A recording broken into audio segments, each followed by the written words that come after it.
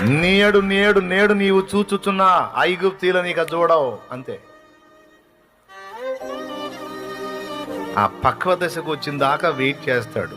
నీకు కాస్త ఉత్కంఠ ఉండొద్దు, కాస్త టెన్షన్ ఉండొద్దు, లేకపోతే లెక్కుంటా దేవుడు చేసే కార్యం నీకేముందిలే అనిపించదు. అందుకే కొద్దిగా ఉత్కంఠ ఉంటుంది అన్నమాట. అంతా వచ్చి మీద పడ్డట్టే టెన్షన్ వద్దాడా అన్నా, అయిపోయింది అయిపోయింది అయిపోయింది, ఏం చేయాలి ఏం చేయాలి ఏం చేయాలి, ఏమీ కాదంటాడు దేవుడు. ఆయన అంటుంటాడు, నీకు వినపడదులే, కొంచెం ఉత్కంఠగా ఉంటుంది. ఒక్కటి మాత్రం గుర్తుపెట్టుకో, ఆఖరి నిమిషంలోనైనా అద్భుతం చేయగలడు ఆయన. భయపడాల్సిన అవసరం లేదు. ఎందుకంటే ప్రతి ఆలస్యం ఒక అద్భుతాన్ని నీకు చూపిస్తుంది నమ్మితే.